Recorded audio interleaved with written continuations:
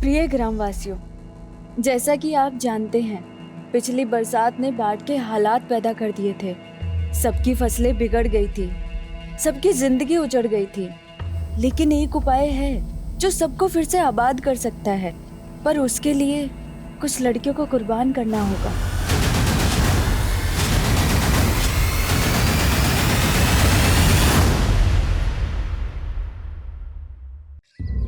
हम ऐसे गांव में रहते हैं जहाँ दूर दूर तक सिर्फ जंगल है। लगता था जैसे पूरे देश से कटे कटे कहीं वीराने में रहते हैं। हमने तो सोच लिया था पंख लगा के कहीं फुर हो जाएंगे, लेकिन एक गलत फैसले ने हमको आसमान से सीधा धरती पे ही गिरा दिया। चांदी सा बदन मिट्टी में मिला लियो तुम। हमको छोड़ के बहुत बड़ी गलती की हो तुम रेणुका। गलती तो तोरे पे भरोसा करके की हमने। तुम्हारे अंग अंग पे हम अपनी छाप छोड़े हैं।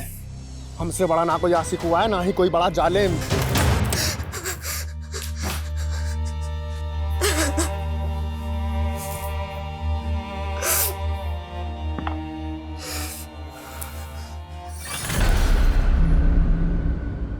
रेनू का हाल बना रखा है यार? का है? का हुआ? वो खेत से आए तो थक के आकर बैठ गए। कपड़ा बदल के आते हैं।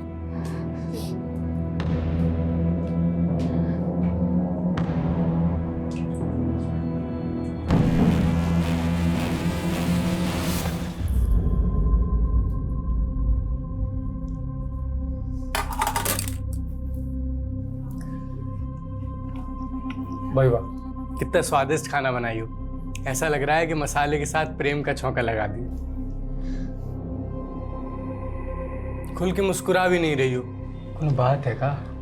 बोलो ना। राशन खत्म हो गया है। राशन? हाँ, और बनिया इस बार उधार नहीं देगा, बकाया है उसका। तुम इतना भी नहीं समझते का? मोहनवा मिला था ना, अब उसका नाम जुबान से निकल नहीं रहा है। वो हम आपको परेशान नहीं करना चाहते थे। परेशानी पहले कोनो कम है का? ऊपर से राशन, जेब में कौड़ी नहीं है। खाने पे काहे गुस्सा रहे? तो किस पे गुस्सा है? अब नहीं जाता खाना वाना हमसे।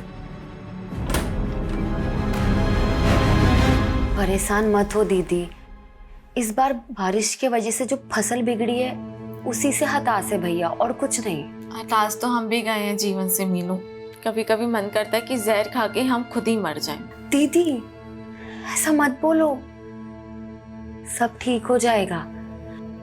अच्छा राशन खत्म हो गया ना, हम तुम्हारे जेठ जी से कह के मंगवा देंगे। नहीं नहीं मीनू, हम कुछ कर लेंगे। अरे माना कि हम उम्र में छोटे हैं, लेकिन रिश्ते में तो हम बड़े हुए, तो अब एक जेठानी अपनी देवरानी का ख्याल भी ना रखे।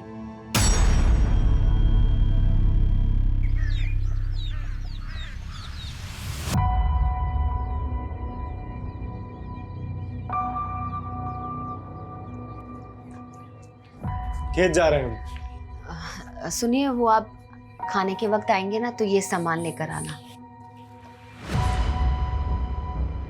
अरे ये तो हम परसों ही लेकर आए थे। वो रेणुका दीदी को इसकी जरूरत थी, और आप अपने छोटे भाई की हालत तो जानते हैं। रेनू मैं ये नहीं ला सकता हूँ। अरे अगर ये हम रेणुका के लिए लेकर आए ना तो अजय बुरा मान जाएगा, और वैसे भी तुम तो जानती हो हमें और रेणुका को लेकर पहले से ही अजय के मन में क्या चल रहा होता है। अरे कमलेश भैया, वो चौपाल पे पूरा गांव वालों को बुलाए मुखिया जी। का है? वो पूरा गांव वालों के नाम कोनो सामूहिक चिट्ठी आया है। सामूहिक चिट्ठी?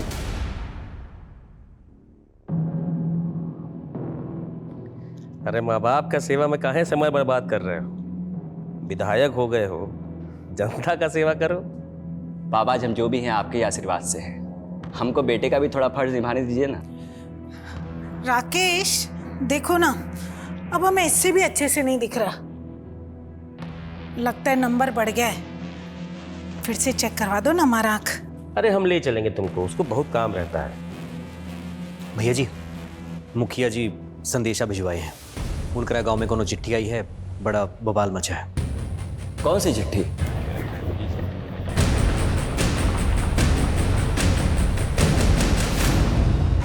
कहा हो गया मुखिया जी, क्या है उस चिट्ठी में? चिट्ठी तो पोस्ट मास्टर कालू मिश्रा के नाम लिखी है।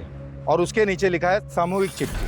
प्रिय ग्रामवासियों, जैसा कि आप जानते हैं, पिछली बरसात में बाढ़ की स्थिति पैदा हो गई थी। सबकी फसल बिगड़ गई और सबकी जिंदगी उजड़ गई। लेकिन एक उपाय है जिससे फिर से सबकी जिंदगी आबाद हो सकती है, पर उसके लिए आपको कुछ लड़कियों को कुर्बान करना पड़ेगा। ये क्या बात हो गई? क्या बोले जा रहे? रुक जाइए, पहले इन्हें पढ़ने दीजिए। कल रात 12 बजे पहली लड़की को गांव की सीमा समाप्ति बोर्ड के पास छोड़ जाइए। फिर देखना अगले दिन से गांव के हालात बदलना शुरू हो जाएंगे। इसके लिए आप हर हफ्ते एक लड़की का इंतजाम कर दीजिए और बचा लीजिए गांव को, गांव का मसीहा। अरे कौन कर रहा है ऐसी मांग हमारी बहन बेटी के बारे में? अरे ये वही बाबा होगा जो बलि देना चाहता अरे था। जो भी है छोड़ेंगे नहीं उसे। देखिए देखिए, सुनिए, जिसने भी हमारे साथ ये गंदा मजाक किया है उसका हम पता लगा के रहेंगे। और रही बात फसल की, तो हम आपको आश्वासन देते हैं, इसके लिए हम सरकार से राहत राशि का मांग कर रहे हैं। लेकिन विधायक जी, आधे से ज्यादा परिवारों में एक वक्त का राशन भी नहीं है, और जल्दी में अगर कुछ नहीं हुआ तो ये सब का भी यही हाल हो जाएगा। अरे चिंता काहे करते मुखिया जी, सरकार नहीं की तो हम है ना, हम अपना भंडार खोल देंगे। हम कल से ही सबको 5-5 किलो चावल दाल गेहूं देने का ऐलान करते हैं। तालियां! विधायक जी की विधायक जी की जय। विधायक जी की जय। विधायक जी की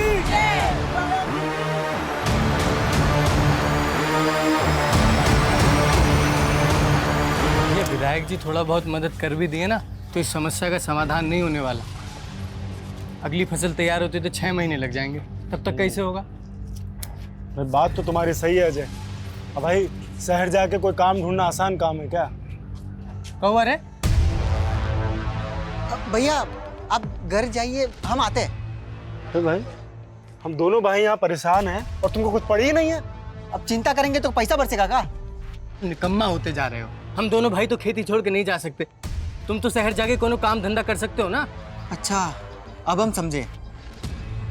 हमें खाना देना भारी पड़ रहा है, इसलिए शहर भूखा मरना भेज रहे हो ना। हम शहर नहीं जाएंगे, हम यही काम करेंगे। और यहाँ काम कौन देगा तुमको? हैं? निकम्मे? ये निकम्मा निकम्मा बोलना बंद कीजिए। जब से माँ बाबूजी गए तब से बस कोसते रहते हैं। अगर इतना ही तकलीफ है ना तो हमारा हिस्सा दे दीजिए, बस बात खत्म। हिस्सा चाहिए ना तुम्हें? कौन सिखा रहा तुम्हें सब? वो सर्वेसवा?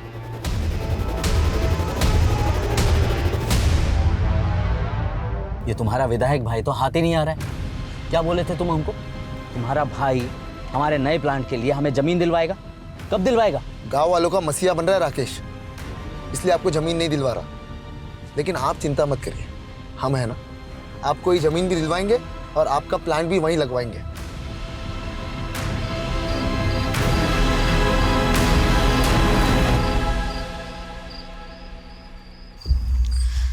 इतनी रात को शौच के लिए इतना दूर जाना पड़ रहा है, ये कोई बात हुई? आहिस्ता बोल, जल्दी कर, मुझे तो बहुत डर लग रहा है।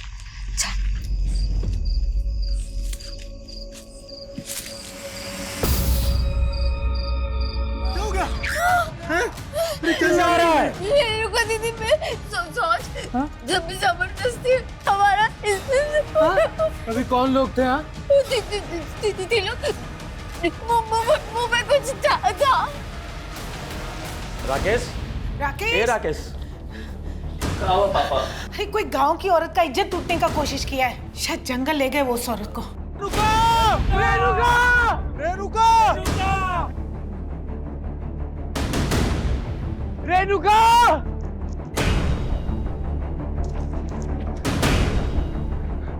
क्या हो गया? विधायक जी, हमारी बीवी और भाभी सोच के लिए आए थे। बीवी को भाभी बताए 3 लोग मुंह ढक के आए, हमारी बीवी को उठा के ले गए। हमें कुछ समझ नहीं आ रहा, पता नहीं हमारी बीवी के साथ क्या करेंगे। विधायक जी बचा लीजिए हमारी बीवी को। जिसने भी सब किया है उसको छोड़ेंगे नहीं, पर पहले अभी तुम्हारे बीवी को ढूंढना जरूरी है। चलो चलिए सब लोग, चलिए।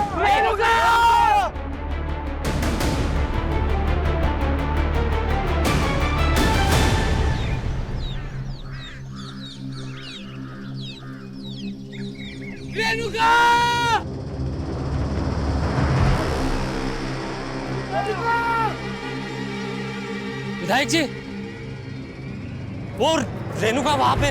चल चल चल चलो चलो। हाँ।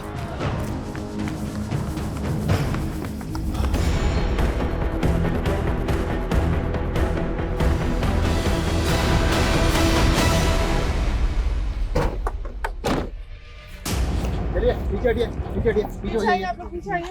आइए पीछे आइए।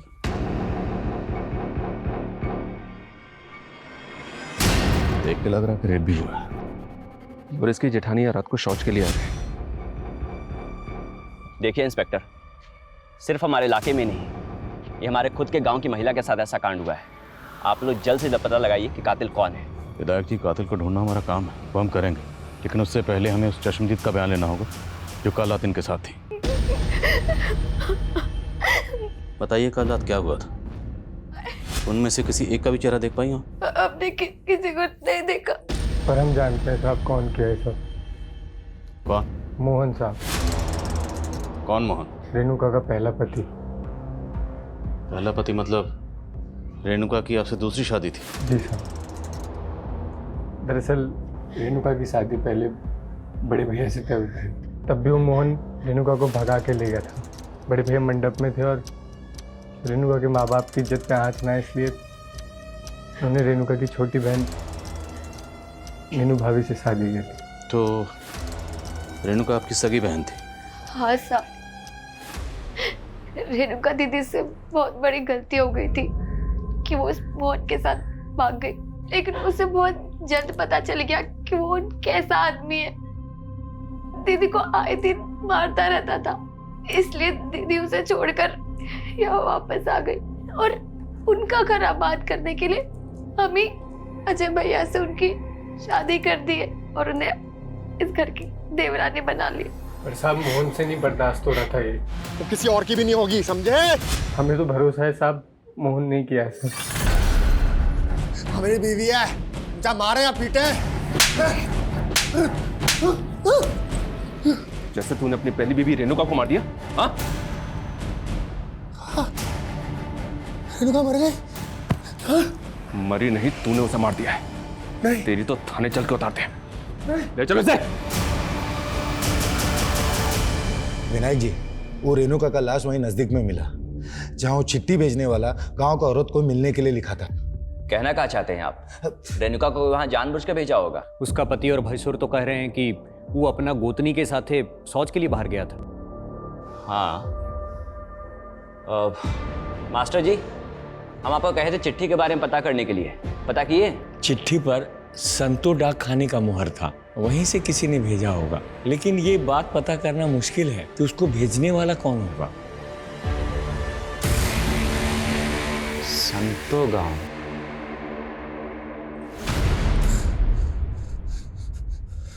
रेणुका पर हमारा हक था, तो कैसे अजय के साथ बर्दाश्त कर लेते हम?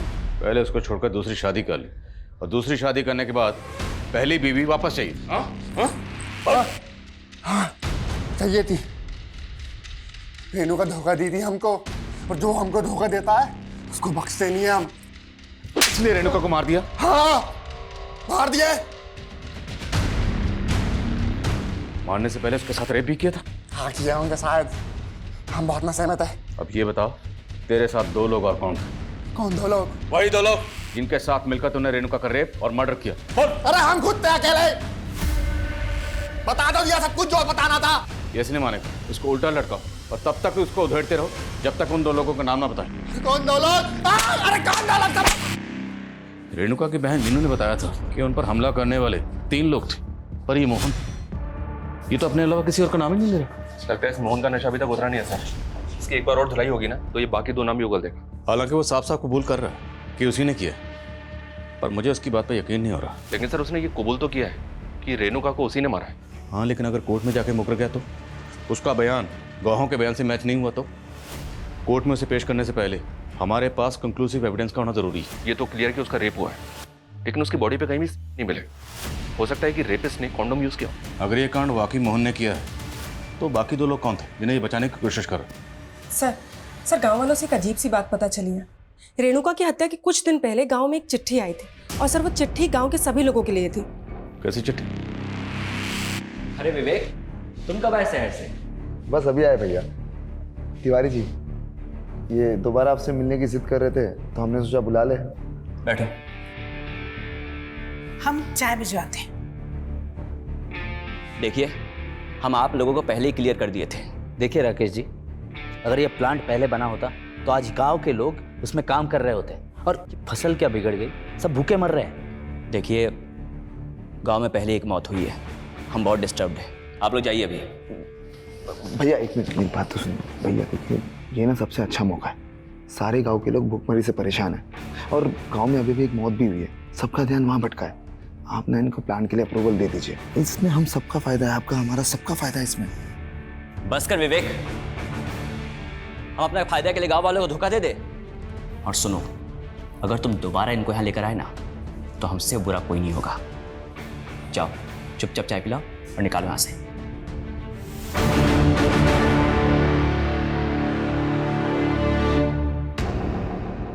चिट्ठी लिखने वाले ने गांव की लड़कियों को कुर्बान करने की बात लिखी है और गांव की सरहद के पास जो बोर्ड है, हर हफ्ते वहां एक नई लड़की का इंतजाम करने के लिए कहा गया है।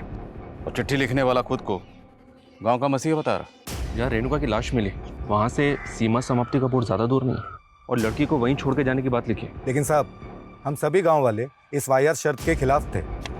खत कहाँ से आई? ये शांतो गांव के डाक खाने से आई थी। पता लगाने की कोशिश की पर पता नहीं चला वहाँ से किसने भेजा था। लेकिन कोई तो है जिसकी हमारे गांव की औरतों पे बुरी नजर है। हमको तो ये वही बाबा लग रहा है जिसने सबके सामने एक गंदा मांग किया था। कौन बाबू? कैसी मांग? साहब, फसल खराब होने की वजह से गांव वाले भूखे मर रहे थे, तब ये बाबा यहाँ आया था। बड़ी चमत्कारी बातें कर रहा था। बाबा जी, आप कहाँ से आ रहे हैं? आपके लिए भोजन पानी का प्रबंध करें? बच्चा, यहाँ तो भूखमरी फैली हुई, इतने लोग भूखे पेट सो रहे हैं। हम यहाँ भोजन नहीं करेंगे, हमसे ये पीड़ा देखी नहीं जा रही। बाबा जी, इस पीड़ा का कोई उपाय है? क्यों नहीं, इसलिए तो यहाँ आए। कैसा उपाय बाबा जी? पूजा करना होगा और इस पूजा में एक इंसान की बलि देनी होगी। जानते भी हैं आप लोग, बलि देना कानूनन जुर्म है और आप लोग चिंता काहे कर रहे हैं? इस समस्या का समाधान हम मिलकर निकाल लेंगे। और रही बात गांव की, तो हम गांव के लिए ज़्यादा से ज़्यादा चंदा इकट्ठा करेंगे। बस आप लोग इस अंधविश्वास में मत पड़िए। विधायक जी सही बोले थे, इसीलिए हम सब उस बाबा की बातों में नहीं आए। एक बाबा गांव में आया और वो बलि देने की बात कर रहा था। आप दोनों जिम्मेदार ओहदों पर हैं, सरपंच, विधायक। आपको पुलिस को इतला करनी चाहिए थी। कौन था वो बाबा? कहाँ से आया था? मालूम नहीं साहब। आपने उसकी शक्ल तो देखी होगी, चेहरा याद होगा उसको? जी साहब, याद है। स्केच बनवा सकते हैं? बिल्कुल सर, इस बाबा की तलाश तो करते हैं, पर मुझे ऐसा लग रहा है कि उस खत को रेणुका के मर्डर से जोड़ के देखना ठीक नहीं है। मोहन तो पहले कबूल कर चुका है। अगर ये मोहन ने किया है तो बाकी दो लोगों का नाम क्यों नहीं होता? क्योंकि मीनू कह रही थी कि वो 3 लोग थे, तो बाकी 2 लोग कौन थे? मीनू, हम मोहन के लिए ना कमलेश जी जैसे इंसान को धोखा दिए थे और तुम बोल रही हो कि हम उसके छोटे भाई के साथ शादी कर लें। दीदी, हमें तुम्हारी चिंता है। अब तो हमारे माँ बाप जी भी नहीं रहे और तुम ऐसे अकेले रहोगी तो वो मोहन तुम्हारा जीना मुश्किल कर देगा। और कमलेश जी को भी हमने मना लिया है, वो जानते हैं कि वो मोहन ही गलत था। वो लोग तो तुम्हें एक दूसरा मौका देना चाहते हैं।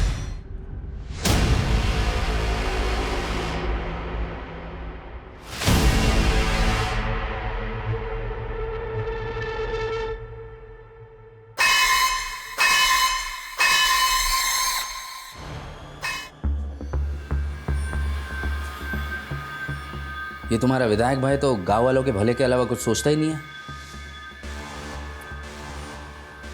लेकिन तुम अपना भला सोच सकते हो। सोचो, कल को ये प्लांट लग गया ना, तुम्हें भी बढ़िया सी कमीशन मिल जाएगी। भैया मानेंगे नहीं तो होगा कैसे?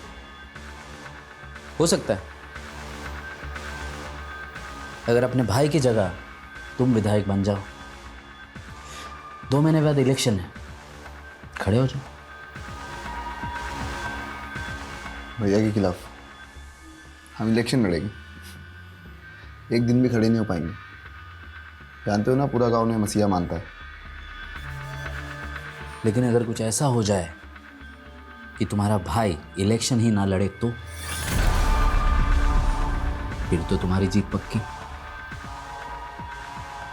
राकेश भैया इलेक्शन ही ना लड़े,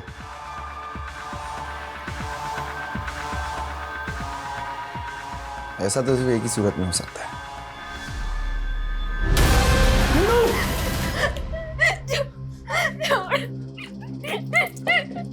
हो ये?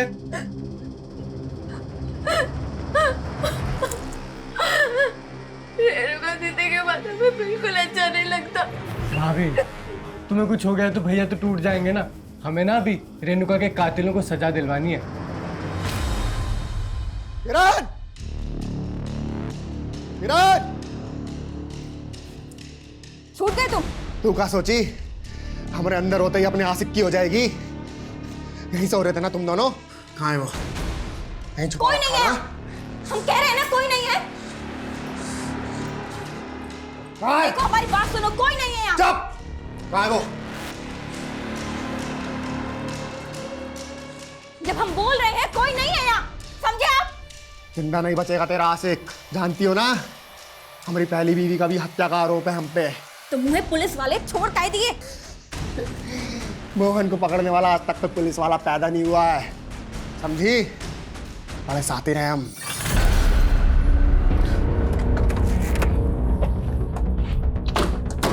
मुझे इसी बात का डर था कि कहीं कोर्ट में जाके मोहन अपने बयान से मुकर ना जाए। वही हुआ ना, मुकर गया ना। और हमारे पास कोई कंक्लूसिव एविडेंस नहीं था, इसलिए कोर्ट ने उसे जमानत दे दी। समझ में नहीं आ रहा कि इसका गेम क्या है सर। लॉकर में बोलता है कि उसने मारा है और कोर्ट में जाके मुकर जाता है। देखते हैं कब तक मुकरेगा। पता लगाओ वो दो लोग कौन थे जिनके साथ मिलकर इसने रेणुका को मारा होगा। सर गांव वालों ने उस बाबा का स्केच बनवाया है जो चिट्ठी आने के 15 दिन पहले गांव आया था। सर मैंने इसका लुकआउट नोटिस जारी करवा दिया। पता चला चिट्ठी भेजने वाला कौन था? नहीं सर, लेकिन सर शांतो गांव से पिछले 1 महीने में 3 लड़कियां गायब हुई। सर 2 दिन पहले उनमें से एक लड़की की लाश मिली, सीमा। सर रेणुका की तरह इसका भी रेप हुआ है। केस का स्टेटस क्या है? सर केस तो अभी तक अनसॉल्व है, लेकिन सर इस गांव का मुखिया है भीमा। वहाँ की पुलिस को इस पर शक था। सर इन तीनों लड़कियों के घर वालों ने इससे ब्याज पे पैसे लिए थे और इसकी इन तीनों लड़कियों पे बुरी नज़र थी, लेकिन सर पुलिस को इसके खिलाफ कुछ भी नहीं मिला। क्या इन तीनों लड़कियों के केस का रेणुका के केस से कोई ताल्लुक हो सकता है? सबसे चौंकाने वाली है वो चिट्ठी जिसमें हर हफ्ते एक लड़की की मांग की गई। जरा पता करो इन दोनों गांव में ऐसा क्या कॉमन है जिसका हमारे केस से ताल्लुक है। और बोलो।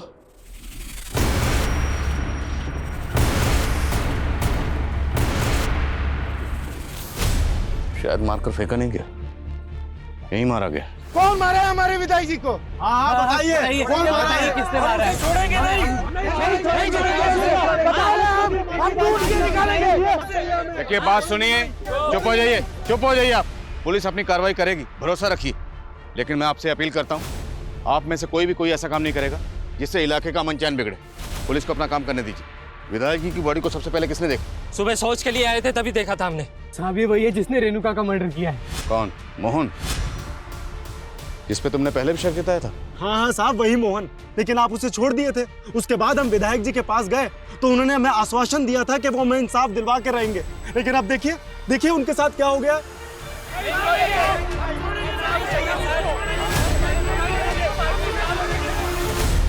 संभालिए अपने। हम समझते हैं आप पे क्या गुजर रही है।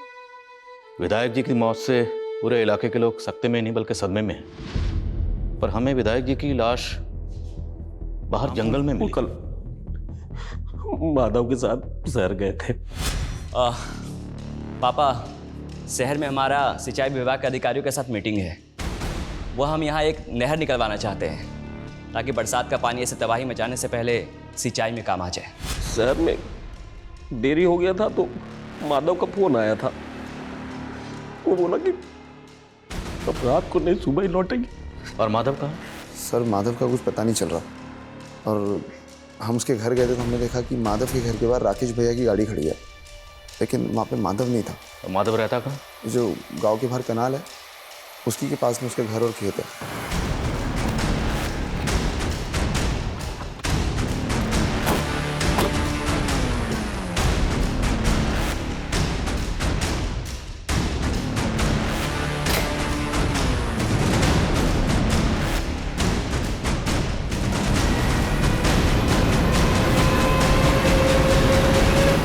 सर घर में कुछ भी सस्पिशियस तो नहीं मिला है, लेकिन विधायक जी की कार यहाँ पे खड़ी हुई है। इसका मतलब ये है कि विधायक जी रात में यहाँ जरूर आए होंगे। माधव विधायक राकेश का राइट हैंड है। अगर उसने ये किया है तो किस मकसद से? Excuse me. हाँ बोलो। ठीक है, हम आ रहे हैं। सर, राकेश की जिस जगह पे लाश मिली थी उस जगह के पास में ही माधव की बाइक मिली है।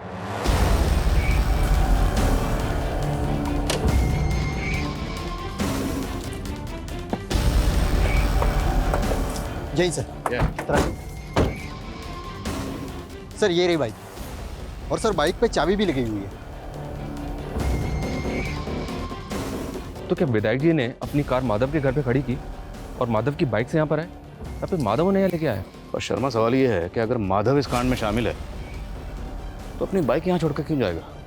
पूरा एरिया अच्छे से स्कैन करो।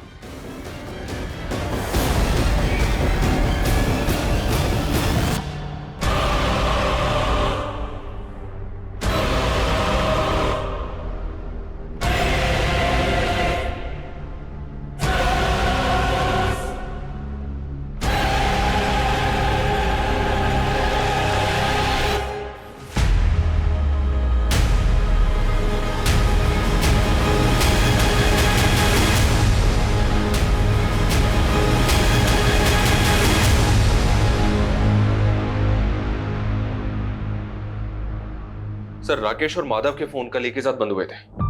माधव को आखिरी कॉल गांव के एक पीसीओ से ही आया था। अब ये पता नहीं चल रहा है कि ये कॉल उसे किसने किया होगा। रेणुका के रेप और मर्डर के 5 दिन बाद विधायक राकेश का भी कत्ल हो गया। क्या ये दोनों केसेस आपस में कनेक्टेड हैं? इस मोहन की क्या खबर है? मोहन का भी चौकन्ना है सर, घर से बाहर ही नहीं निकल रहा।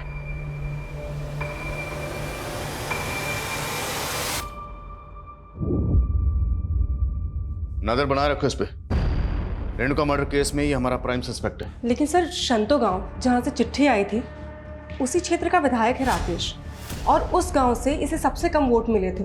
सर, लोग कह रहे थे कि भीमा ने इसे वोट देने से मना किया था। और 2 महीने बाद चुनाव भी है। सर, कहीं राकेश की मौत के पीछे कोई पॉलिटिकल एंगल तो नहीं? पर हमें यह नहीं भूलना चाहिए कि शंतो गांव से 3 लड़कियां गायब हुई थी, जिनमें से सीमा नाम की लड़की की लाश मिली थी। और इन तीनों केसेस का प्राइम सस्पेक्ट ये मुखिया भीमा ही है।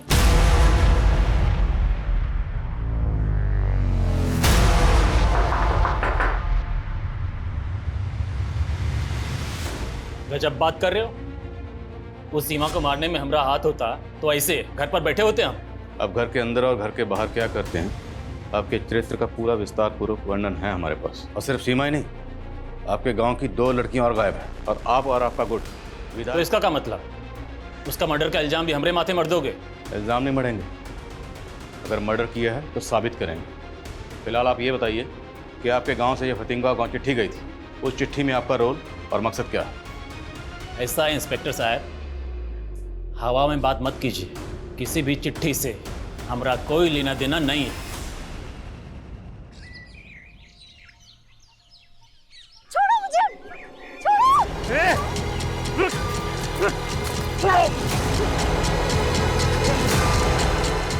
विनोद, सर्वेश, लेके चल, लेके चल। देखिए साहब, ये रेणुका का देवर और उसका दोस्त क्या हरकत किए हैं। हमें तो लगता है विनोद ही अपनी भाभी के साथ रेप करके मर्डर किए। आपको क्या लगता है उससे फर्क नहीं पड़ता? कानून को अपने हाथ में मत लीजिए। आप क्या बोल रहे हो? हमने कुछ नहीं किया साहब, हम सच कह रहे हैं। भैया भैया प्लीज हमें बचा लीजिए, हमने कुछ नहीं किया सच में। शर्मा, खोलो इन।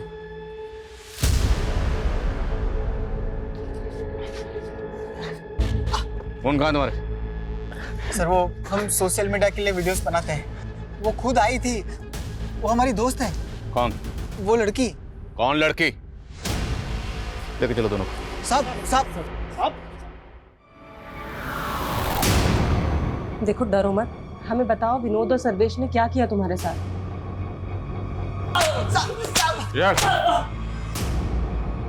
साहब हमने आपको कहा था ना, वो हमारी दोस्त थी। उस लड़की ने तुझे बचा लिया, और तुम दोनों के मोबाइल में ये तेरी भाभी रेणुका का वीडियो क्या कर रहा है? ये तो हमें विनोद ने दिया था। साहब गलती हो गई थी, भटक गए थे जो इनका वीडियो बना लिए। अपनी भाभी के साथ रेप और मर्डर किया इसके साथ मिलकर। और तुम लोग ये बताओ, और तीसरा कौन था तुम दोनों के साथ? नहीं साहब, हमने कुछ नहीं किया साहब। उठो इनको।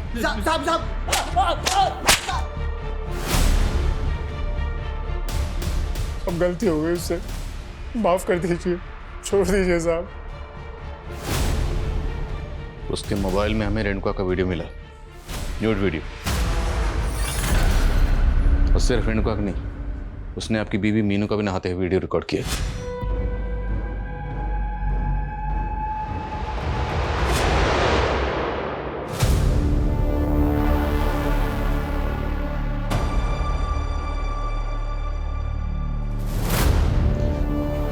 सर खबरियों से बाबा परंतु की लीड मिली।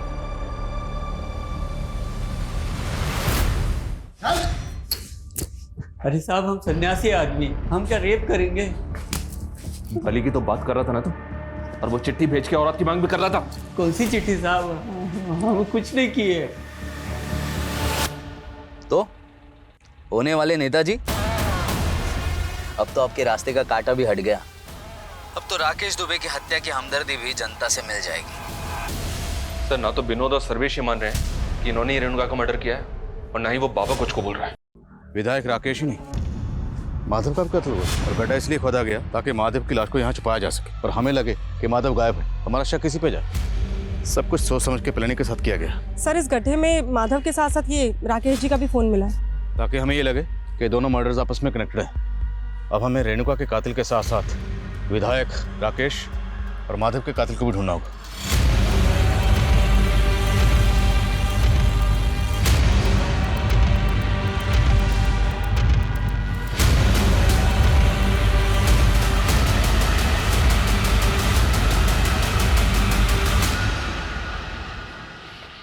सर, कम इन।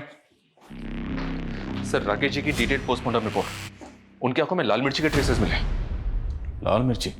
जी हाँ सर, ऐसा लगता है कि पहले उनकी आंखों में लाल मिर्ची डाली गई। इतना बेरहमी से मारा है हमारे बेटे को। जिस बेरहमी से विधायक जी और माधव को मारा गया, उससे तो ऐसा लगता है जैसे किसी ने कोई गहरी रंजिश निकाली। आप लोगों को किसी पर शक नहीं?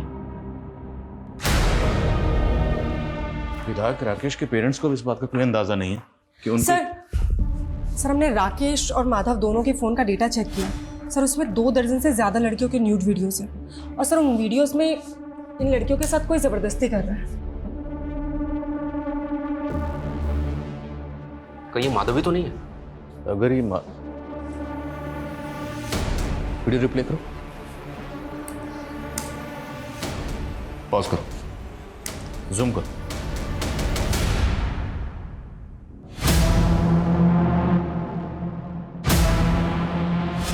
माधव का घर,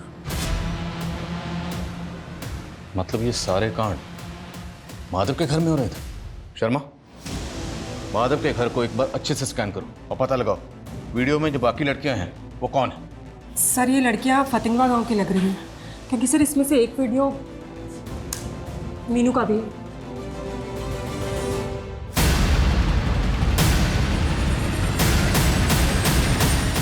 बोलिए मीनू,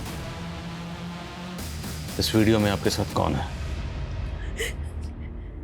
साहब, सारी फसल खराब हो गई थी, भूखे मरने की नौबत आ गई थी।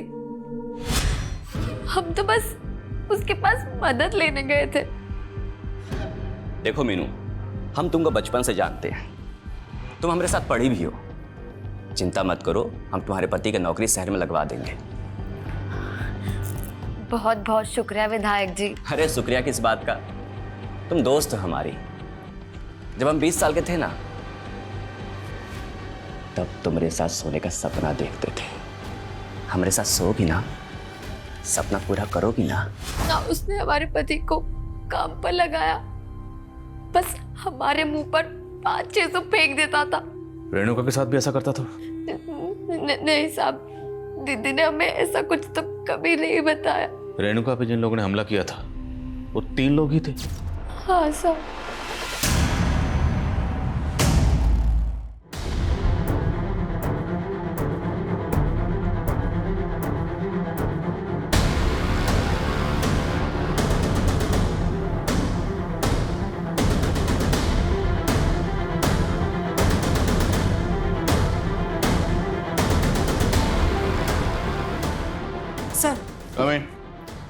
सर हमने माधव के फोन का डिलीटेड डेटा रिट्रीव किया है, उसमें रेणुका का कोई वीडियो नहीं। लड़कियों को मोलेस्ट करते थे, इतना तो साफ है कि सीमा का रेप और मर्डर इन दोनों ने किया होगा, पर रेणुका का रेप और मर्डर किसने किया?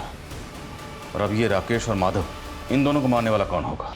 सर फॉरेंसिक को माधव के घर में ब्लड ट्रेसेस मिले जो मिटा दिए गए थे, और ये ब्लड ट्रेसेस रेणुका के ब्लड से मैच कर रहे हैं।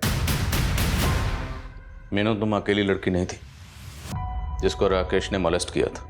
इस गांव की 1 दर्जन से ज़्यादा औरतों को उसने मोलेस्ट किया, और हमने उन सबसे बात की। पता उन्होंने हमें क्या बताया? कि जब भी राकेश के सामने खुद को बख्शने के लिए गुहार लगाती थी तो राकेश उनके सामने एक शर्त रखता था। वो शर्त क्या थी? कि अगर वो खुद को बचाना चाहती हैं तो उन्हें अपनी जगह किसी दूसरी लड़की को लाना होगा, अदला बदली। उसने ये शर्त तुम्हारे सामने भी रखी हो। अब ये बताओ कि वो 2 लोग कौन थे जिनके साथ मिलकर तुमने ये किया?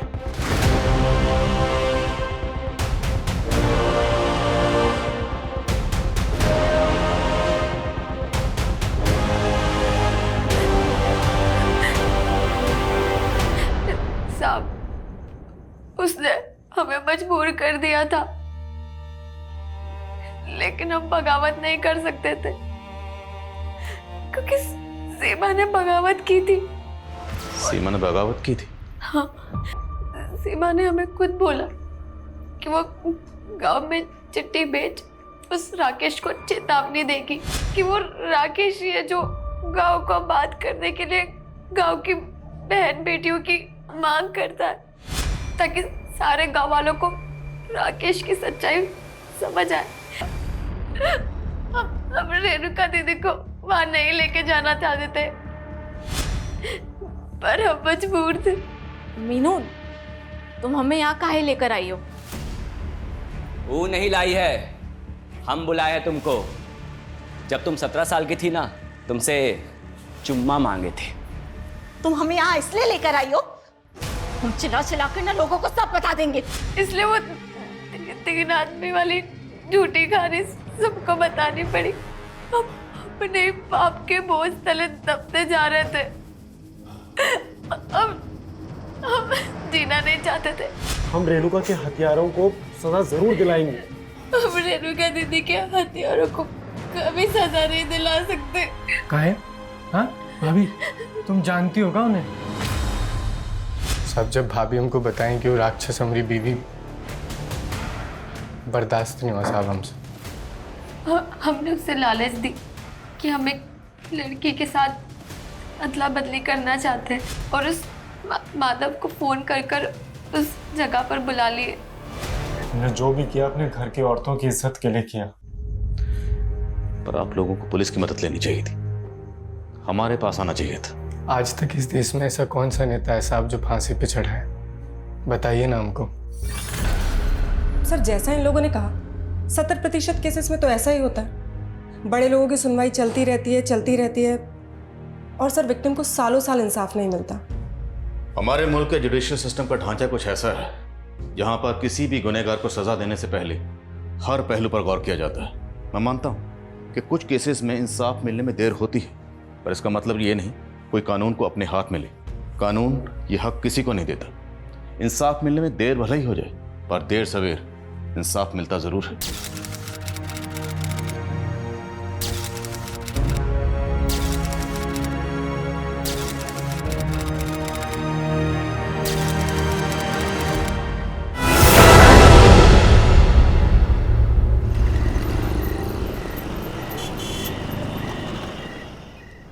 प्रगति ताई, मुझे ना पिक्सी कट करना है। ए, पिक्सी कुछ नहीं है प्रगति, बस थोड़ा सा ट्रिम कर दे, नहीं तो दिमाग खाएगी मेरा। देख, तेरी आई सही बोल रही है। पिक्सी कट करेंगे ना तो तू रोज एक जैसी ही दिखेगी, लेकिन मैं जो कट बता रही हूँ वो करेंगे ना तो तू रोज नए नए लुक्स कर पाएगी। फिर तुझे कॉलेज में ढेर सारी कॉम्प्लीमेंट्स भी मिलेंगे।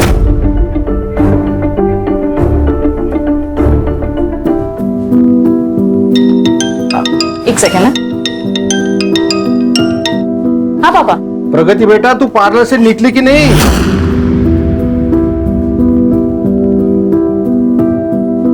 ज्यादा देर कर दी तो रिक्शा नहीं मिलेगा। आप टेंशन मत लो पापा, मैं आ जाऊंगी। बाय।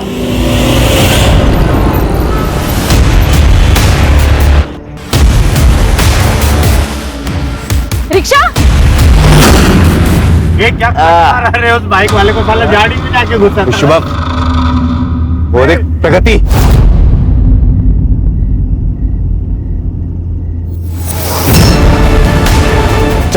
चल गाड़ी ले इसके पास।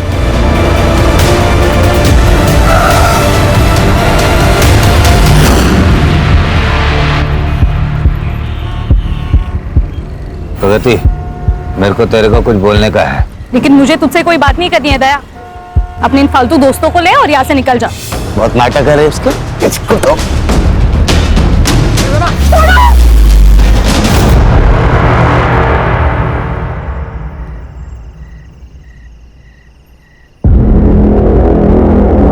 ये लड़की आरे कॉलोनी में नग्न अवस्था में बेहद गंभीर एवं अमानवीय हालत में पाई गई, जिसे एक राहगीर ने हॉस्पिटल पहुंचाया। पर पुलिस और प्रशासन शायद सो चुके हैं, क्योंकि अब तक यहाँ पर उनका कोई नामो निशान नहीं है। क्या हम लोकल पुलिस से अपनी सुरक्षा की उम्मीद कर सकते हैं?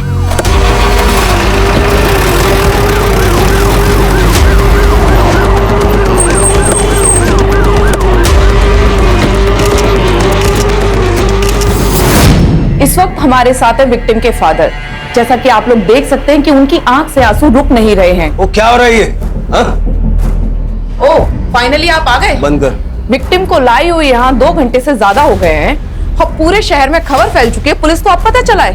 घटना की जानकारी लोग पुलिस को देते हैं, आपने घटना से न्यूज बना ली। जर्नलिस्ट का काम है न्यूज देना, मीडिया से अपने काम कराने की उम्मीद मत करिए। हम भी वही कह रहे हैं, आप सिर्फ अपना काम कीजिए। हाँ भाई, तुम कौन हो? सर मैं महादेव। हाँ सर, मैं ही उस लड़की को यहाँ लेकर आया। कितने बजे मिली लड़की? सर 11:15 बजे। कहाँ पर? आरे कॉलोनी में। आरे कॉलोनी में तुम क्या कर रहे थे? सर मैं मुलुंड से वापस आ रहा था। तो वहाँ भी इतने हॉस्पिटल्स है ना, तो यहाँ मलाड तक क्यों लाए? मैंने कहा था इस हॉस्पिटल में मेरी जान पहचान है। तो आपका क्या रिश्ता है? महादेव मेरा स्ट्रिंगर है। उसने प्रगति की हालत देखी, उसे समझ नहीं आया क्या करे, उसने मुझे कॉल किया। अगर आपके सवाल जवाब पूरे हो गए हो तो प्रगति के कल्प्रिट को ढूंढिए। शहर में क्राइम बहुत बढ़ता जा रहा है लड़कियों के साथ। नहीं, हम अपना काम करते हैं। फिलहाल आप एक काम कीजिए, आप लोग बाहर रुकिए, आप अंदर रुकिए ना। बस हुआ? चल। हाँ सर। अब जाइए बात। चल रहे चल। ये केस वर्दी डॉक्टर को जरा विचार होना। आप चिंता मत करिए, ठीक है? सर क्या अवस्था है, क्या स्टेटस का है? प्रेजेंटली तो शी इज अनकॉन्शियस, पर वो जब यहाँ पर आई थी तो उसकी हालत बहुत ही बुरी थी। उसके साथ गैंग रेप हुआ है। उसके साथ 3-4 लोगों ने एक साथ रेप किया है। प्राइवेट पार्ट में रॉड डाली गई है और इंटेस्टाइन तो बुरी तरह से डैमेज हो गई है।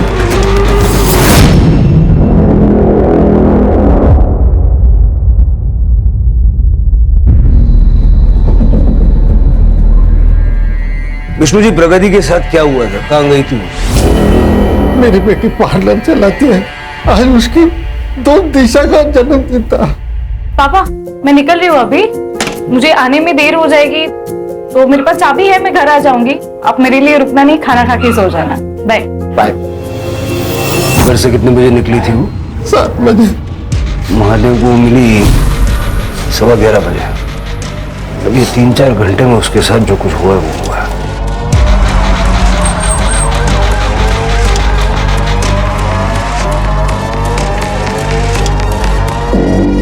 सर यहाँ थी लड़की, बोरी में थी। बोरी में? पहले तो किसी ने नहीं बताया ये। ढूंढो। सर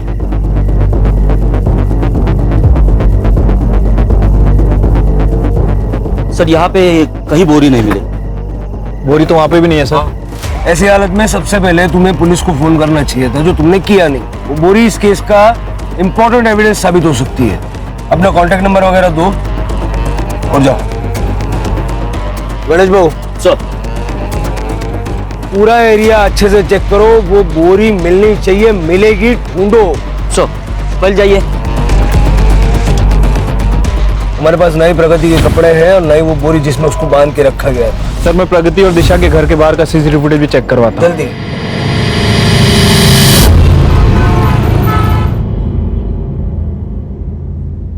क्या चल रहा है तेरा?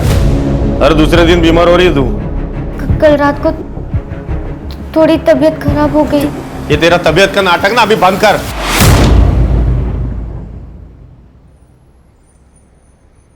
डॉक्टर क्या फुकट में चेक करेगा क्या तुझे? दवाई देगा, उसका भी पैसा लेगा अलग से।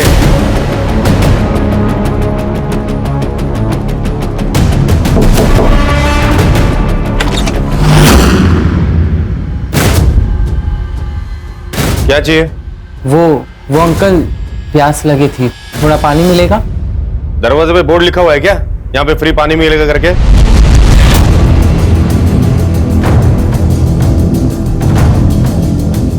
निकल, चल निकाल।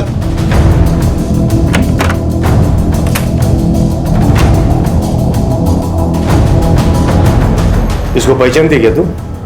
नहीं। चल अंदर चल। नहीं बाबा, बाबा नहीं।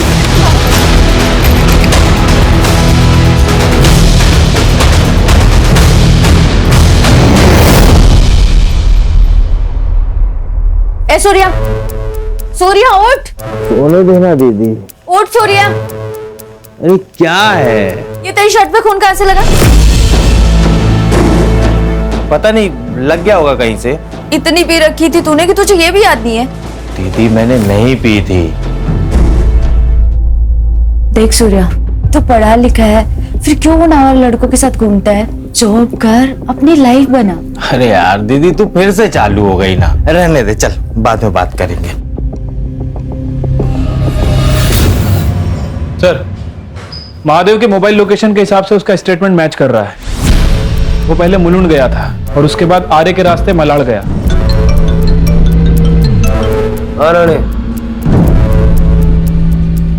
ओके, प्रगति को होश आ गया। प्रगति, पुलिस आई है, तुम अपना स्टेटमेंट देना चाहोगी?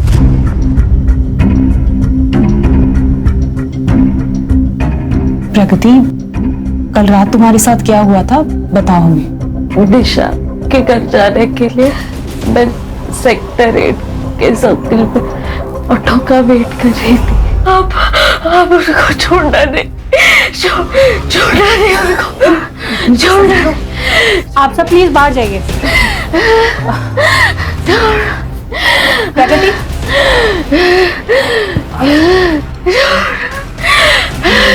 प्रगति ने बताया कि सेक्टर 8 से उसको किसी दया नाम के लड़के ने उठाया था। दया मेरी और मेरी प्रगति के जान का दुश्मन बना था। गणेश नगर चाल में रीडेवलपमेंट में हमें एक शॉप मिली थी सर, जहाँ प्रगति ने अपना पार्लर खोला था और दया वो शॉप पर अपना क्लेम कर रहा था। अपनी जान बचाने संभल कर रहना, ना एक दिन ये सारा दुकान में तोड़ दूंगा, समझा? जी, चलो रे। और पिछले महीने तो दया ने हद ही कर दी थी सर। पुलिस हर वक्त थोड़ी उसकी रखवाली कर सकती है, इसलिए मैंने दया से कॉम्प्रोमाइज करने का फैसला लिया। बहुत हो गया, हम दया से बात करके कोई बीच का रास्ता निकाल लेते। दुकान हमारी है पापा, गलत तरीके से कब्जा दया करना चाहता है। मैं नहीं दूंगी मेरा पार्लर उसे।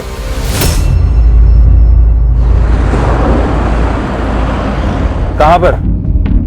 ठीक है, थैंक यू सर। दया और उसके दोस्तों की डिटेल्स मिल गई है। दया अपने चाचा के लड़के उत्कर्ष के साथ में है और उसके साथ उसके दो दोस्त शुभम और सूर्या भी है। कहाँ मिलेगी ये चाटलाल चौकड़ी? सर, दया गणेश नगर चौल में रहता है और ये उत्कर्ष भी आजकल उसी के साथ रह रहा है। और बाकी दोनों? सर, इन दोनों के बारे में पता नहीं है, लेकिन ये दोनों भी दया के साथ ही घूमते हैं। राणे, सेक्टर 8 के सर्कल का कल रात का सीसीटीवी फुटेज चेक करो और जिस दिन दया ने प्रगति को पहली बार उठाया था चारकोप बस स्टॉप, उस दिन का वहां का फुटेज भी चेक करो। Okay sir. इस वक्त हमारे साथ हैं विमेंस कमीशन की हेड जया वर्मा जी। जया जी, आप देख रही हैं आरए कॉलोनी रेप केस में पुलिस की लापरवाही। अब तक विक्टिम के अपराधी पकड़े नहीं गए हैं। क्या हम विमेंस कमीशन से उम्मीद कर सकते हैं कि वो आगे एक्शन लेगी? देखिए, हमने पहला एक्शन ले लिया है और मैंने खुद होम मिनिस्ट्री को लेटर लिखा है और उन्होंने गुनहगारों के खिलाफ सख्त से सख्त कार्रवाई करने का आश्वासन दिया है। जया जी, बात केवल एक विक्टिम की नहीं है, बल्कि हर एक उस लड़की की है जो कि अपने आप को ना तो घर के अंदर और ना ही घर के बाहर सुरक्षित पा रही है। आप ही बताइए, लड़कियों की प्रगति कैसे होगी जब उन्हें राह चलते इस तरीके से उठा लिया जाएगा? हम लड़कियों की सेफ्टी के लिए हर तरीके से आगे बढ़ रहे हैं। हम पूरी कोशिश करेंगे कि ऐसी घटना दोबारा ना हो, पर इस बीच सबसे ज्यादा बहादुरी हमेशा की तरह लड़कियों को ही दिखानी पड़ेगी। उन्हें बेनकाब करना होगा उन लोगों को जो उनके गुनहगार हैं। सच बताइए, हम आपके साथ हैं।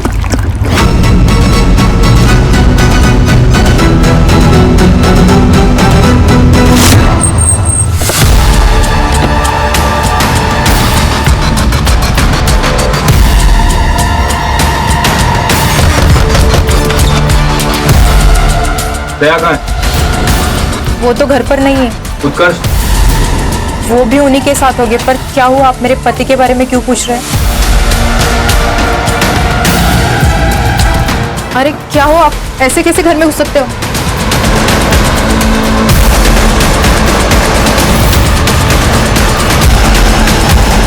सच सच बताओ, दया कहाँ है? नहीं मालूम, वो कल रात अपने दोस्तों के साथ गए थे। शुभम और सूर्या के साथ? हाँ। शुभम और सूर्या कहाँ रहते हैं? शुभम यही रहता है, इसी चौल में। वो लास्ट वाला घर है ना, वहां पर। और सूर्या पंतनगर चौल में।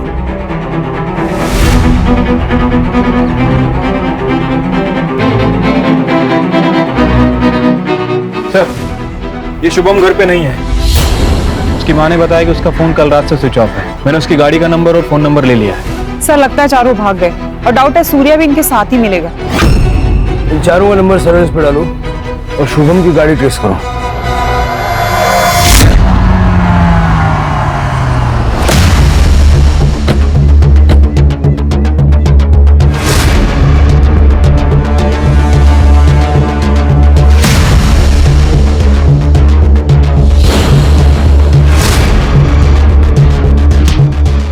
मैंने कुछ नहीं किया, मैंने कुछ नहीं किया। दीदी को मत बताना कोई भी। सूर्या, सूर्या, सूर्या से गाली निकालो, सूर्या, सूर्या,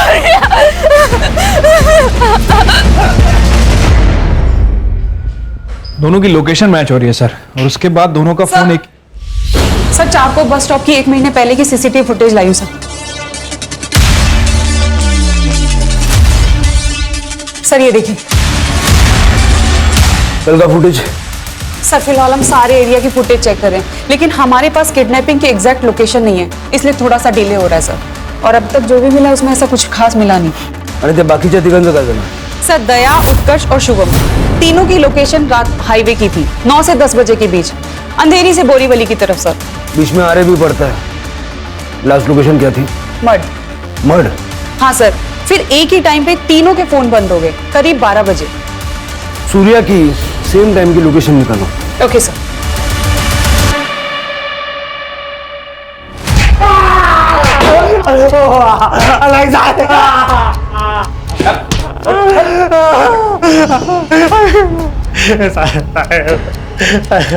मेरे को सच में नहीं मालूम किसने किया और काय को किया साहब।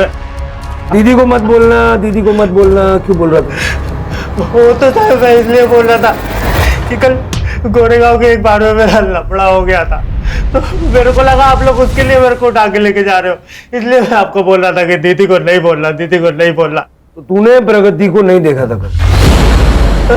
प्रगति को काहे को देखेगा साहब? मेरा क्या लेना देना उससे? मेरे को कौन सा उसकी दुकान चाहिए थी? ये देख, जब कोई लेना देना नहीं था, टाइम पास करने के लिए। तो मेरा कोई भी हाथ नहीं है साहब। वो तो दया बाबू है ना, उनकी जॉब चली गई थी, तो उनको प्रगति का पार्लर चाहिए था उधर पे जनरल स्टोर खोलने के लिए। अरे हम लोग पर डराने धमकाने के लिए गए थे, पर वो दया बाबू का भाई है ना, उत्कर्ष। दया कल रात कहा था? कल रात को दया बाबू का मेरे पास फोन आया था, वो लोग पार्टी करने जा रहे थे, मेरे को बुलाए थे। और तू गया और बाद में उन लोगों के साथ में मिलके प्रगति का रेप किया। अब मैं तो कल उधर था गोरेगांव के एक बार में, रंगोली बार में था साहब। मैं, आप लोगों को चाहिए तो आप लोग उधर पता कर लो साहब, मैं कल उधर ही था। ये सूर्या तो साफ साफ मना कर रहा है सर, लेकिन प्रगति ने अपने स्टेटमेंट में इसका नाम लिया। हो सकता है कि ये चारों अक्सर साथ रहते हो, इसलिए उन्होंने सूर्या का नाम ले लिया, लेकिन कल रात को सूर्या इनके साथ था ही। सर मैंने सूर्या की लोकेशन चेक की, वो मलाड से गोरेगांव के बीच था। अंगुली बार में सूर्या की एलिबी चेक करो सर, और मलाड से मड जाते हुए जो मड का एंट्री पॉइंट है वहां का सीसीटीवी फुटेज चेक करो। Okay sir.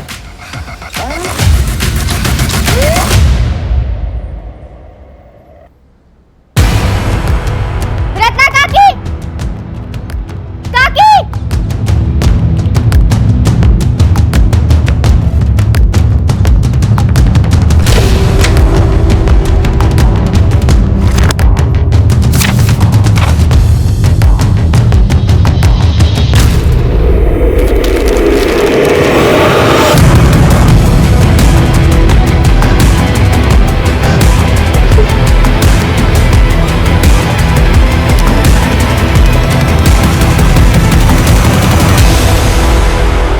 प्रगति, हम सब कुछ कर रहे हैं तुम्हें जस्टिस दिलाने के लिए, लेकिन फिलहाल हमें तुम्हारी हेल्प की जरूरत है। अच्छा बताओ, उस रात एग्जैक्टली क्या हुआ था? सेक्रेटरीट के पास वाले बस स्टॉप से। उसे जरूर सजा मिलेगी, ट्रस्ट मी। कितने लोग थे? 4, दया, उत्कर्ष, शुभम और सूर्या। तुम्हें यकीन है कि यही चारों लोग थे? मतलब या कोई और होगा? ये चारों ही थे सर। इन लोगों ने मेरे साथ जो किया, उसके बाद इनका चेहरा मैं जिंदगी भर नहीं भूल पाऊंगी। देखो प्रगति, बिल्कुल चिंता मत करो, किसी भी मुजरिम को हम भाग के कहीं जाने नहीं देंगे। राणे, यस। प्रगति का मेडिकल करवा। मेडिकल तो हो चुका है मेरा। आपको लगता है मैं झूठ बोल रही हूँ? नहीं प्रगति, ऐसी बात नहीं। कोर्ट में पेश करने के लिए हमें सरकारी हॉस्पिटल में मेडिकल करवाना पड़ता है।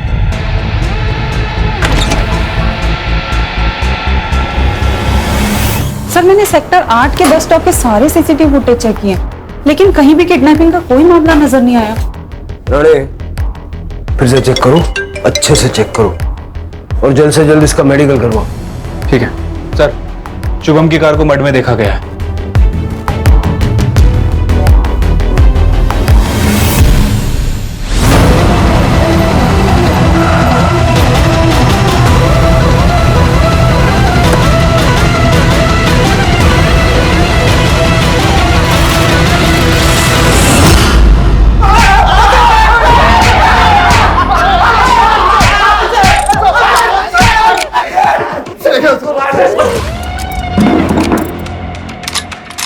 इधर इधर।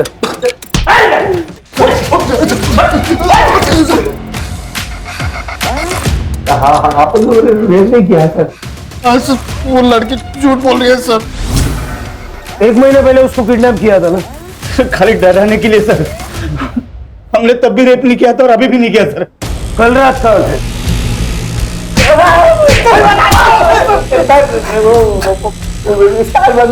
पार्टी करने थे सर।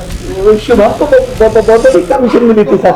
ये पार्टी तुम लोग मर्ड में कर रहे थे, लेकिन तुम्हारे फोन जो है वो अंधेरी से बोरीवली घूम रहे थे। किस खुशी में? सर मेरा ट्रैवल का काम है सर। गाड़ी के साथ घूमना पड़ता है कभी कभी। कल भी कहा था सर मैं। बाद में तुम तीनों के फोन बंद हो गए ना? आके बंद किए तो मेरी बीवी और इसकी आई रात भर फोन करके परेशान कर डालती थी, घर आओ घर आओ घर आओ। मान गया सर।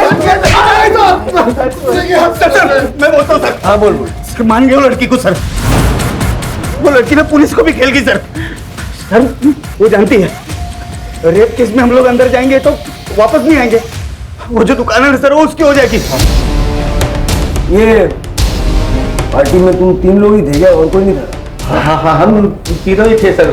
ठीक है। हाँ चाय भी गया था? चाय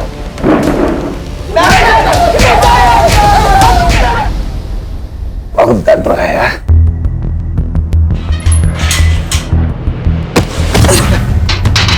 साला तेरे को भी उठा लिया? नहीं, कोई बका तो नहीं। अगर मैं कुछ बोला होता ना तो तुम लोग इधर नहीं होते, बड़े जेल में होते। सब लोग चुपचाप रहना, बाकी देख लेंगे। दिलीप भाऊ, ईशा मुझे दोपहर को आवाज दे रही थी, सब कुछ ठीक है ना? आवाज दे रही थी? रुको जरा, मैं बुलाता हूँ उसे। ईशु? हाँ? जरा बाहर आओ तो।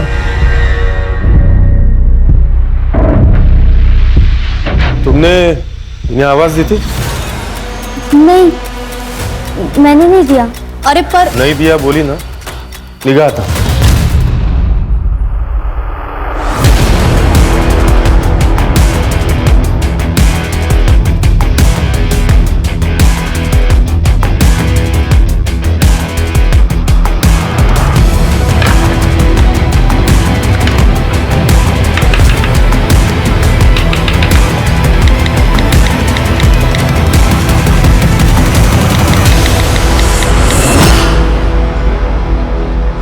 मैंने सूर्या की एलिबाई चेक की सर। उस रात सूर्या रात में 9 बजे से 11 बजे तक रंगोली बार में ही था। वहाँ उसका झगड़ा भी हुआ था सर, उसके फोन रिकॉर्ड्स भी चेक किए हैं। इंसिडेंट्स होने के बाद उसने दया और अपने दोस्तों से कांटेक्ट तोड़ दिया था। एक बात समझ नहीं आ रही है, लड़की उसका नाम क्यों ले रही है? कहीं ऐसा तो नहीं कि झूठा केस फाइल कर रही है? हो सकता है ट्रॉमा में उसको ऐसा लग रहा हो, क्योंकि पिछली बार इन्हीं चारों ने उसको उठाया था। तो अगर कोई चौथा लड़का भी होगा तो प्रगति को लग रहा होगा कि वो सूर्या ही होगा।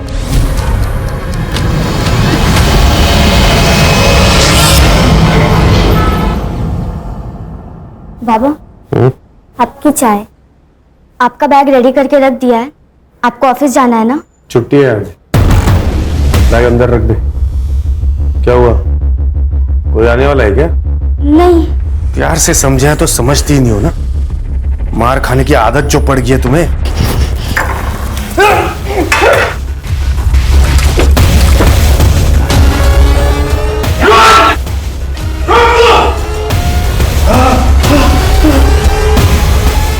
छोड़ो मुझे, हाथ में है निको।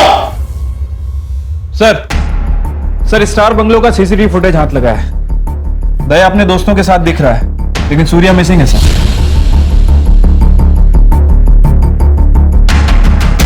वो चौथा कौन है जिसे प्रगति सूर्या समझ बैठे? 12 बजे से पहले ये लोग कहाँ थे, ये तो अभी तक क्लियरली पता नहीं चला। हो सकता है कि सारा कांड करने के बाद में ये लोग मर गए हों। सेक्टर 8 के सर्कल के सीसीटीवी फुटेज में कुछ मिला? नहीं सर, बस स्टॉप और आसपास का पूरा एरिया देख लिया, लेकिन शुभम की एसयूवी कहीं दिखाई नहीं दी। लेकिन प्रगति ने तो कॉन्फिडेंटली कहा कि उसको वहीं से उठाया था। मेडिकल रिपोर्ट कल तक आ जाएगी सर। एक वीडियो मिला है, अभी अभी वायरल हुआ है। मेरा नाम प्रगति खानेकर, मैं ही आर्य कॉलोनी की रेप विक्टिम हूँ। मुझ पे 4 लोगों ने गैंग रेप किया, जिनका नाम और पता मैंने पुलिस को दे दिया, लेकिन पुलिस उन्हें अरेस्ट करने के बजाय उन्हें प्रोटेक्ट कर रही है। हॉस्पिटल में मेरा मेडिकल हो चुका है, फिर भी ये लोग जबरदस्ती वापस मेरा मेडिकल करवाना चाहते हैं। शायद रिपोर्ट बदल ली। इस तरह तो मुझे इंसाफ नहीं मिल पाएगा। कब का ये वीडियो? सर 1 घंटे पहले वायरल हुआ। तो मैं और क्या करती सर? आप लोगों को मुझ पे भरोसा नहीं, तो मेरी सच्चाई लोगों के सामने लाने के लिए मुझे कुछ तो करना ही था। प्रगति, मेडिकल करवाना क्यों जरूरी है ये उस दिन भी मैंने तुम्हें समझाया था, ठीक है? और कोर्ट सिर्फ एविडेंसेस पे ट्रस्ट करती है। तुम्हारी कही हुई बात को सपोर्ट करने के लिए हमने हर तरह से प्रूफ ढूंढा, लेकिन एक भी नहीं मिला। और जिन चारों के तुमने नाम लिए थे उसमें से वो सूर्या, वो तो उस रात को वहां था ही नहीं, कहीं और था। अब एक आदमी एक टाइम पर 2-2 जगह तो नहीं हो सकता ना।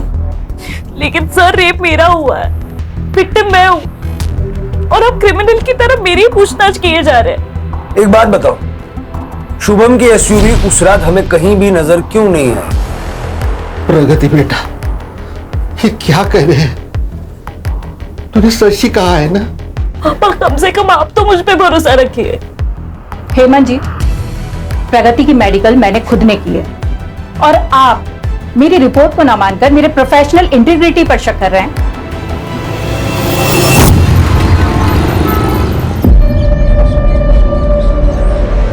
कोई आईडी नहीं मिला सर।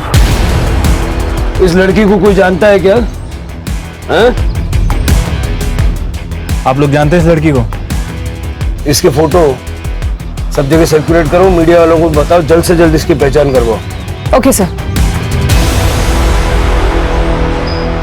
दया और उसके दोस्तों की लोकेशन क्लियर ना होने के अलावा प्रगति की फेवर में कुछ भी जाता हुआ नजर नहीं आ रहा।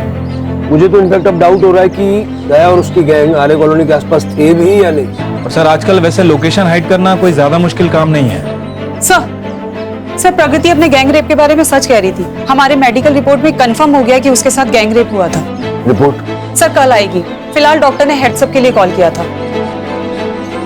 प्रगति के साथ गैंग रेप हुआ, लेकिन जिन लोगों के नाम वो ले रही है वो वहां पर थे ही नहीं। किसी और ने किया? प्रगति, उसका बाप और ये बाकी सारे लोग, सबके सीडीआर फिर से अच्छे से चेक करो, क्राइम सीन की विसिनिटी में कौन कौन था पता करो। तो 17 साल की लड़की की जो लाश मिली थी पहचानोगी? सर गणेश बाबू को एक लीड मिली है, वो पता करने गए। Sir according to PM report cause of death excessive blood loss, internal injury है sir, including private part injury, but sir 1-1.5 महीने पुरानी। प्राइवेट पार्ट में इंजरी?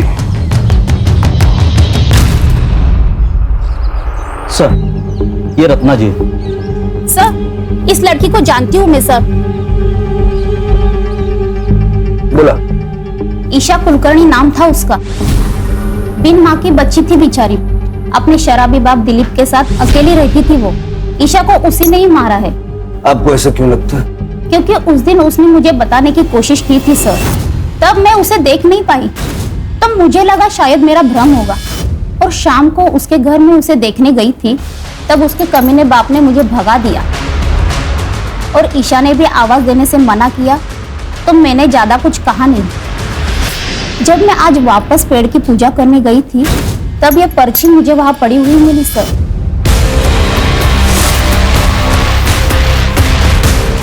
फिर पेपर में ईशा की फोटो देखी, यहाँ पे बेटी मरी हुई है और घर पे उसका बाप दिलीप आराम से पड़ा है।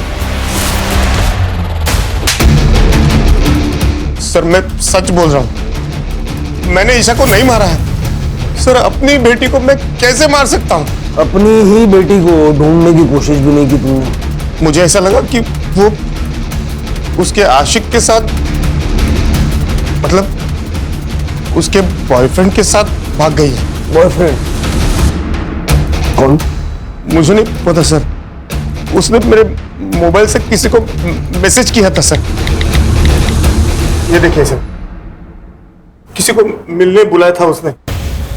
राणे, उसे बंद करके क्यों रखा था? सर इसलिए कि वो भाग ना जाए कहीं। 1 महीने पहले ईशा के साथ बहुत मारपीट हुई थी, रेप भी हुआ था उसका। सर कसम से मुझे इस बारे में कुछ भी पता नहीं सर।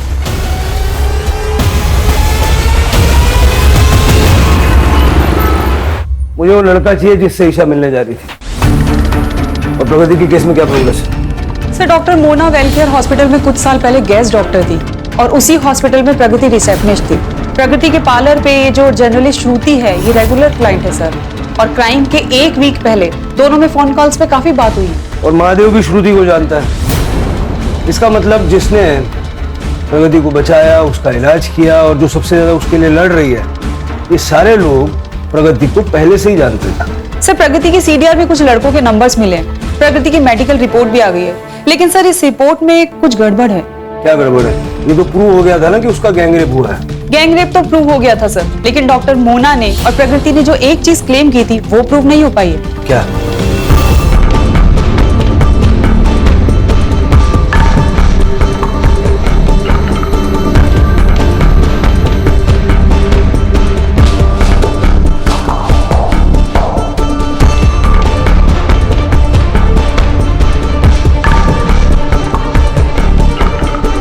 ये हमारी बनाई हुई मेडिकल रिपोर्ट, जिसका आप तीनों ने बहुत विरोध किया।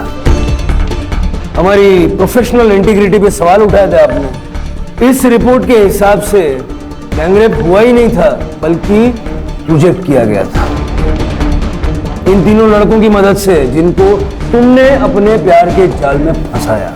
जी हाँ सर, प्रगति ने मुझे खुद अप्रोच किया था और कहा कि वो मुझसे प्यार करती है। मुझे भी सर। हाँ सर, और मुझे भी। तो मैं और क्या करती सर? जहां तक बात पार्लर की लड़ाई की थी, वो तो मैं लड़ ही रही थी पुलिस से, दया से, उसके उस गुंडे दोस्तों से। इस तरह जब उन्होंने मुझे उठाया तब मैं समझ गई थी कि दया ना पार्लर छोड़ेगा और नहीं मुझे। और काश तब मुझे इस गैंगरेप का आइडिया आया कि अगर मुझे खुद को और पार्लर को बचाना है तो दया का जेल जाना जरूरी है, और उनको फंसाना इतना मुश्किल भी नहीं था। और हॉस्पिटल में काम करने की वजह से मैं जानती थी कि अगर मेरा मेडिकल हुआ तो मेरी सच्चाई सबके सामने आ जाएगी, इसीलिए मैंने इन तीनों को फंसाया। हेलो मैम, आज शाम को 7:30 बजे मिले मेरे पार्लर में। हाँ ठीक है। हाँ रितेश, 8:30 बजे मेरे पार्लर में। Okay done. हाँ अभिनव, आज 9:30 बजे मेरे पार्लर में। ओके ठीक है। मारपीट तो कर ली लेकिन रॉड यूज नहीं कर पाई, वायर यूज किया। और तुम्हारी इस डॉक्टर ने उस वायर को रॉड बना दिया। वो तो अच्छा है हमारी मेडिकल रिपोर्ट ने तो तुम सबकी पोल पट्टी खुल गई। बहुत बड़ा रेप केस बनेगा तेरा। ऐसी रिपोर्ट बनाओगे पर 5 लाख लगेंगे। ठीक है। और श्रुति को मैंने 2 लाख रुपए दिए थे ताकि ये केस मीडिया में इतना बड़ा हो जाए कि बिना ज्यादा इन्वेस्टिगेशन के इन सबको जेल हो जाए। और इसीलिए हमने महादेव को भी इसमें इन्वॉल्व किया था। ये महादेव है तो मैं रेस्क्यू करेगा। मेरे हिसाब से आरे बेस्ट लोकेशन रहेगा। कम लोग, कम कैमरास, और तुम मुझे राइट टाइम पर कॉल करना। तुमने मान लिया कि चारों साथ में होंगे, लेकिन तुम्हारे साथ जो पहला हादसा हुआ था उसके बाद सूर्या ने उनसे दूरी बना ली थी। सूर्या उस रात कहीं और था, लेकिन तुमने उसका नाम भी अपनी कहानी में जोड़ा। बस यही तुम्हारी कहानी खराब हुई। हमें शक हुआ, फिर जब हमने मेडिकल करवाया तो सब क्लियर हो गया। तुम जैसी लड़कियों की वजह से और आप जैसे मदद करने वालों की वजह से जिन लड़कियों के साथ में वाकई में ऐसे हादसे पेश आते हैं, उनको हेल्प मिलने में, उनको इंसाफ मिलने में देर हो जाती है।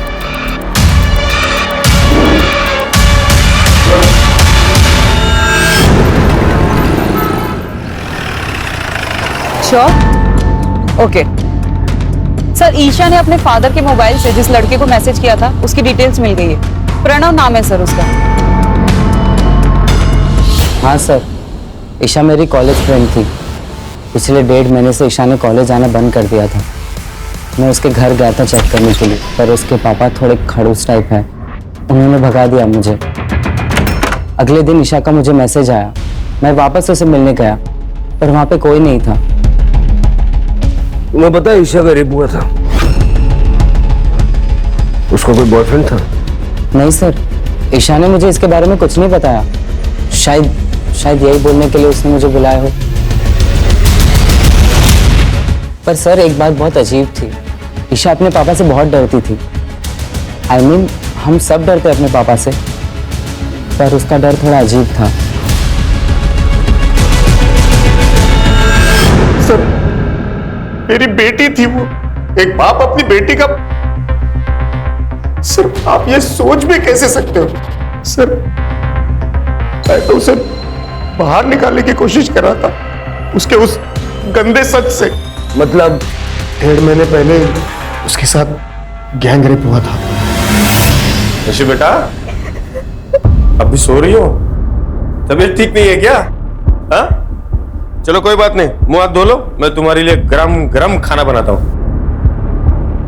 क्या पसंद है तुम्हें बताओ? या हमेशा की तरह आवड़ती थी बटाट्याची भाजी? हाँ? यशु, क्या हुआ बेटा? बेटा बैठ जा।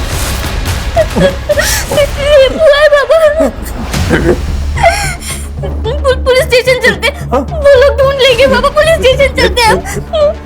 पुलिस स्टेशन जाएंगे। उस कमरे में उसके साथ जो एक बार हुआ वो समाज में उसके साथ बार बार होता सर।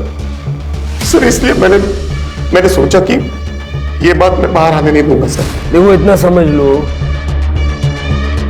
कि ईशा की जान जाने के पीछे कहीं ना कहीं तुम भी जिम्मेदार हो। ईशा के कमरे में जो डायरी हमें मिली है उसमें कुछ नाम लिखे हुए हैं। देखो, इनको जानते हो?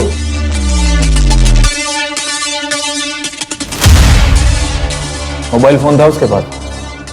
था सर, लेकिन इस हादसे के बाद मैंने उससे वो ले लिया।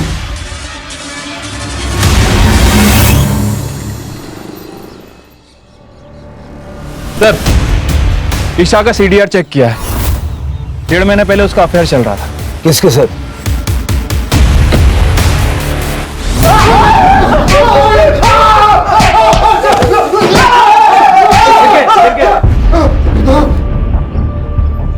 अभी ऐसे ही बताएगा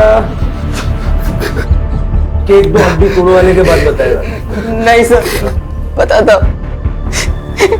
ईशा और मेरा अफेयर था। शुभम भाई की ट्रैवल कंपनी में टैक्सी बुक करते करते इनसे दोस्ती हो गई। उसके बाद जब भी मिलना होता था इनके ऑफिस ही मिलते थे। 1.5 महीने पहले इनके ऑफिस ही गए थे। अब रेप और मर्डर के केस में लंबा अंदर जाओगे। सर हमने मर्डर नहीं किया सर, सच्चे सर मर्डर नहीं किया सर। और मर्डर तो इसने किया है। तेरे मोबाइल की लोकेशन बता रही है हमें, ये बता दे। सर हम दोनों ही अपने घर में कुछ नहीं बता सकते थे। उस कांड के बाद ईशा ने मुझसे बात करना बंद कर दिया था। मैं उसके घर गया उसे मिलने के लिए, पर उसके पापा ने मुझे भगा दिया। उसके बाद ईशा का मुझे मैसेज आया। जब मैं उससे मिलने गया तब वो घर छोड़ के भाग रही थी। ईशा रुक! ईशा क्या चल रहा है? कहाँ जा रही है? पुलिस में उन दोनों की कंप्लेन करने। तुम भी चलो मेरे साथ। ईशा रुक! मेरे घर वाले मुझे मार डालेंगे अगर उन्हें पता चला मेरी कोई गर्लफ्रेंड है। तुम्हारी फैमिली के सामने तुम्हें तुम्हारी इज्जत की पड़ी है, और जो उन लोगों ने मेरे साथ किया वो मैं चुप रही इसलिए वो जेल से बाहर थे, मगर अब उन्होंने एक और लड़की का रेप कर दिया है और अब मैं चुप नहीं रह सकती। ईशु रुक! समझने की कोशिश कर। देख ईशु, आई लव यू। सब भूल जाते हैं, ठीक है? सॉरी, मैं नहीं भूल पाऊंगी। गलत को सजा मिलनी ही चाहिए। ईशा रुक! ईशा! तेरी सेल्फिशनेस की वजह से ईशा की जान चली गई। सर दया, उत्कर्ष, सूर्या और शुभम, इन चारों ने जो किया वो बहुत गलत किया सर। लेकिन सर एक औरत होने के नाते प्रगति ने जो तरीका इस्तेमाल किया वो भी गलत था। जब दया और उसके दोस्तों ने प्रगति को पहली बार डराया था, उसी वक्त प्रगति को चाहिए था कि वो पुलिस के पास आती, उसे जरूरी मदद मिल जाती, उसका बचाव हो जाता। लेकिन उसने रेप जैसे सेंसिटिव क्राइम को अपने फायदे के लिए इस्तेमाल करने की कोशिश की। और वो बच्ची ईशा, वो तो हमारी मदद लेना चाहती थी, लेकिन उन दो बेवकूफ आदमियों ने उसे हमारे पास आने से रोक दिया। पता नहीं कब लोग कानून की ताकत को समझेंगे और बेखौफ पुलिस स्टेशन आएंगे।